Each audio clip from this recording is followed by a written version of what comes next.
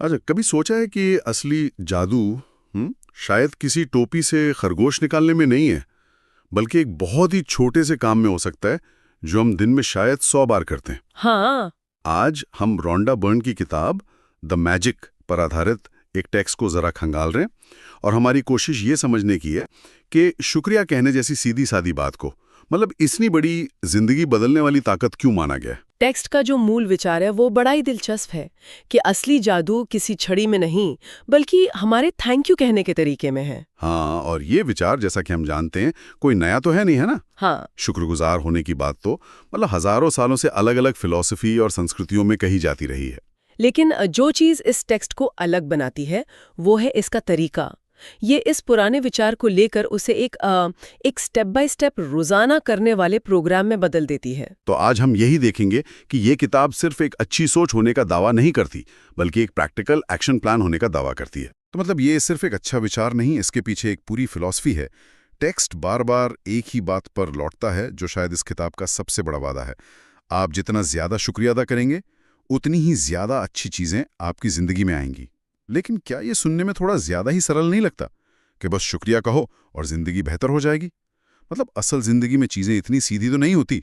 आपका सवाल बिल्कुल जायज है और यहीं पर ये टेक्स्ट दिलचस्प हो जाता है। ये वादा सीधे सीधे आकर्षण के नियम यानी लॉ ऑफ अट्रैक्शन से जुड़ता है, जिसके लिए लेखिका काफी मशहूर भी हैं। लेकिन यहाँ एक बहुत बड़ा फर्क है। आकर्षण के नियम की आलोचना अक्सर इसलिए होती है कि लोग सोचते हैं कि सिर्फ अच्छा सोचने से सब कुछ मिल जाएगा और वो कोई एक्शन नहीं लेते। ये किताब उस कमी को भरने की कोशिश करती है। लेखिका का तर्क है कि ये सिर्फ सोचने का खेल नहीं है, ये एक मानसिक बदलाव है, एक शिफ्ट, जहां आप कमी की सोच से हटकर प्रचुरता यानी अबंडेंस की सोच पर ध्यान लगाते हैं। कमी से प्रचुरता की ओर। एक मिनट, इसका क्या मतलब है? इसका मतलब है इस बात पर ध्यान देना बंद करना कि आपके पास क्या नहीं है और इस पर ध्यान लगाना शुरू करना कि आपके पास क्या है। टेक्स्ट से सोच की फ्रीक्वेंसी बदलना कहता है, जब आप लगातार उन चीज़ों के लिए शुक्रगुजार होते हैं जो आपके पास हैं, चाहे वो आपका स्वास्थ्य हो, रिश्ते हो या आपके सिर पर छत हो, तो आपकी पूरी भावनात्मक और मानसिक स्थिति बदल जाती है। और लेखिका के अनुसार यही वो फ्रीक्वेंसी है जिस पर ब्रह्मांड सबसे ज्यादा प्रतिक्रिया देता है। तो ये सिर्फ पैसिव विशिंग नहीं है, ये एक एक्टिव मेंटल एक्सरसाइज है।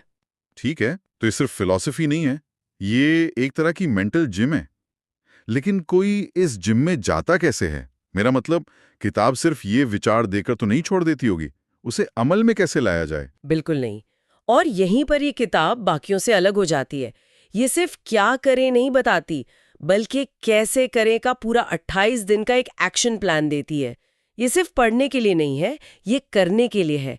और इसके जो अभ्यास है वो बहुत ही जमीनी और रोजमर्रा की जिंदगी से जुड़े हुए हैं। जैसे कि कौन से अभ्यास? टेक्स्ट में कुछ उदाहरण तो दिए ही होंगे। हाँ, कई हैं। सबसे पहला और सबसे बुनियादी अभ्यास है काउंट योर ब्लेसिंग्स, मतलब अपनी नियामतें गिने।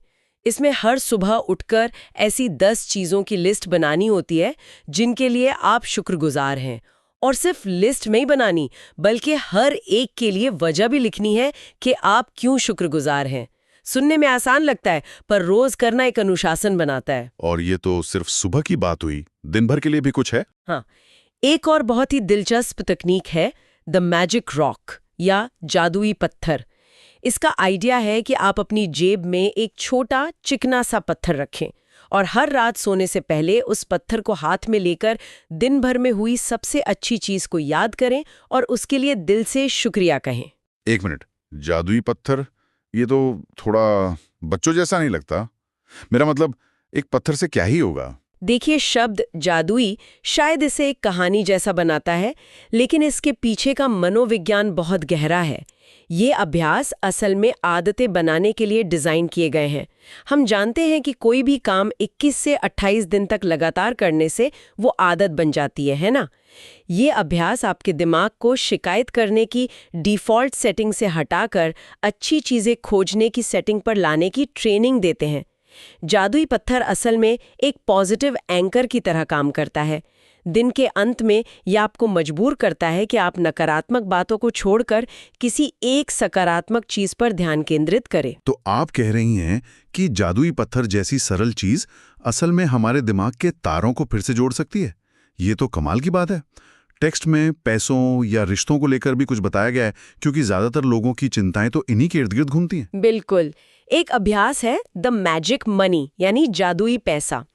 इसमें आपको अपने बटुए में रखे नोटों या बिलों के लिए भी शुक्रगुजार होना सिखाया जाता है, चाहे वो कितने भी कम क्यों ना हो। अक्सर लोग पैसे की कमी को लेकर तनाव में रहते हैं। ये अभ्यास उस सोच को तोड़ने के लिए है। इसी तरह द मैजिक रिलेशनशिप्स या जादुई रिश्ते हैं, जिसमें आपको अपने जीवन के 3 सबसे करीबी लोगों को चुनना होता है और उनकी उन खासियतों के बारे में सोचना और लिखना होता है जिनके लिए आप आभारी हैं। ये रिश्तों में शिकायतों की जगह सराहना को बढ़ावा देता है। तो अब सबसे बड़ा सवाल, ये सब काम क्यों करता है? किताब की सोच की फ्रीक्वेंसी बदलने वाली बात को एक तरफ रखें तो क्या इसका कोई वैज्ञानिक या मनोवैज्ञानिक आधार भी है? और अगर हम इसे बड़ी तस्वीर से जोड़ें तो इसका एक बहुत मजबूत मनोवैज्ञानिक आधार है। टेक्स्ट में इस्तेमाल किए गए शब्द भले ही आध्यात्मिक हों, जैसे ब्रह्मांड की प्रतिक्रिया, लेकिन इसके पीछे का विज्ञान ठोस है। हमारे दिमाग में एक चीज होती है जिसे नकारात्मक पूर्वाग्रह या नेगेटिविटी बायस कहते हैं। इसका मतलब है कि हमारा दिमाग स्वाभाविक रूप से बुरी खबरों, खतरों और नकारात्मक चीजों पर ज्यादा ध्यान देता है। ये हजारों साल पहले हमारे पूर्वजों को जिंदा रहने में मदद करता था। अच्छा, तो ये हमारे दिमाग की डिफॉल्ट सेटिंग है हमें खतरों से बचाने के लिए। और ये अभ्यास उस डिफॉल्ट सेटिंग को बदलने जैसा है। हाँ, कुछ हद तक, लेकिन ये सिर्फ सेटिंग बदलना नहीं है, ये एक तरह से एक नया सॉफ्टवेयर इंस्टॉल करने जैसा है। क्योंकि नकारात्मकता पर ध्यान देना हमें खतरों से बचाता भी है, तो हमें उसे पूरी तरह बंद नहीं करना है, बल्कि उसे संतुलित करना है। जब आप जानबूझकर अच्छी चीजों पर ध्यान केंद्रित करते हैं, जैसा कि इन अभ्यासों में करवाया जाता है, तो आप सचमुच अपने दिमाग में नए न्यूरल पाथवे, मतलब नए रास्ते बनाते हैं। यह आपके दिमाग को सिखाता है कि सकारात्मक चीजों को भी उतनी ही अहमियत दें। और इसका हमारे मूड या भावनाओं पर क्या असर होता है?